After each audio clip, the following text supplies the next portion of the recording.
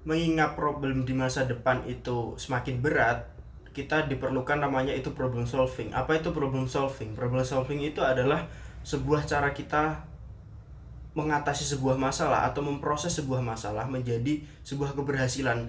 Nah, bagaimana itu bisa diterapkan? Meliputi dari empat hal. Apa itu?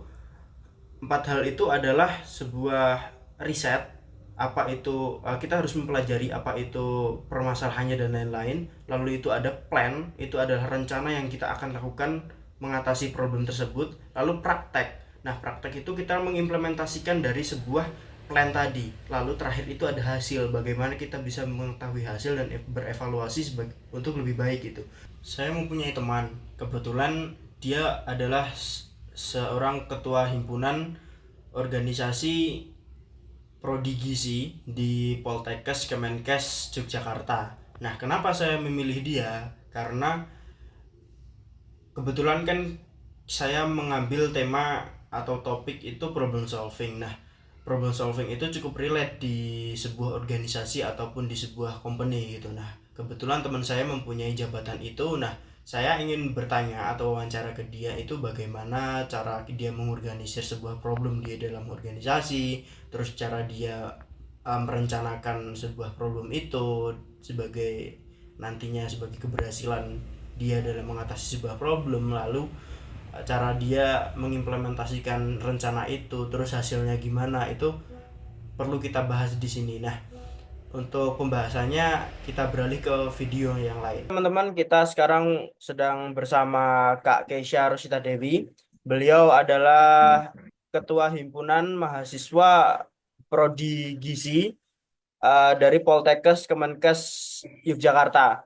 Nah, kebetulan kan dia sebagai ketua himpunan ya, pastinya ada problem-problem yang dihadapi dalam organisasi. Nah, ini juga cukup masuk dalam tema kita yang sedang kita bahas itu problem solving. Jadi, uh, izinkan saya bertanya Kak Keisha, apa aja sih permasalahan yang ada di himpunan?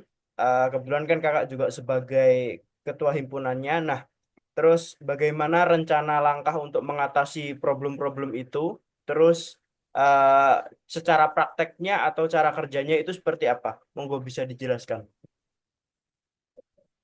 Oke, untuk permasalahannya sendiri kalau di organisasi sebenarnya cukup banyak ya. Tapi kita ambil masalah intinya aja. Menurut saya masalah pokoknya itu terkait keaktifan anggota selama berjalannya broker. Nah, masalah ini tuh kalau nggak segera diselesaikan nantinya bakal jadi masalah-masalah baru yang bikin broker-broker itu nggak bisa berjalan dengan baik kan. Terus untuk rencananya sendiri ke depannya itu kebetulan tiap koordinasi dengan anggota sudah memberlakukan aturan baru mulai periode saat ini, yaitu terkait pembagian job desk yang sesuai dengan tupoksi dari masing-masing sih. Selain itu juga di Poltekkes sendiri ada prosedur terkait klaim sertifikat panitia harus melalui 50% kehadiran rapat selama berlangsungnya event tersebut. Gitu, Mas Lintang. Oke, itu mungkin sedikit penjelasan dari Kak Keisha ya, dan semoga itu contoh bagaimana kita menghadapi problem solving. Dan itu juga udah termasuk dalam pembahasan kita, bagaimana cara mengatasi problem solving, terus cara merencanakan problem solvingnya itu seperti apa, lalu sampai implementasinya pada lapangannya itu gimana. Terus izin bertanya lagi sekali lagi, apakah itu cukup berdampak atau dampaknya itu bagaimana setelah dilakukan beberapa waktu ini, eh, karena kakak udah sebagai ketua himpunan mahasiswa gitu. Apakah cara itu cukup efektif atau tidak? Terkait dua rencana ketetapan yang dilakukan tadi itu sudah cukup efektif.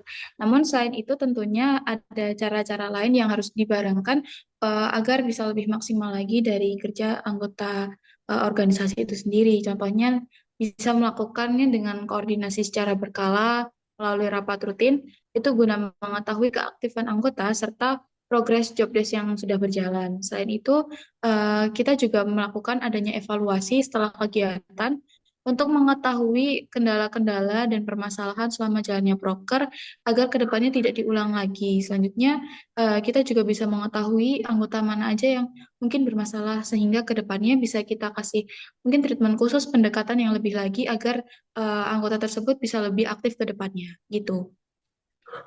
Oke, begitu ya teman-teman penjelasannya, bahwa ya udah dibilang itu cukup efektif dan lain-lain gitu. Berarti terbukti dengan permasalahan yang seperti itu, dengan plan yang udah direncanakan, terus implementasi cara kerja yang sudah cukup baik dari teori yang sudah dijelaskan, itu menimbulkan sebuah hasil yang cukup positif gitu. Jadi terima kasih Kak Keisha Ya, untuk waktunya. Maaf jika mengganggu waktunya. Terima kasih. Assalamualaikum warahmatullahi wabarakatuh. Waalaikumsalam.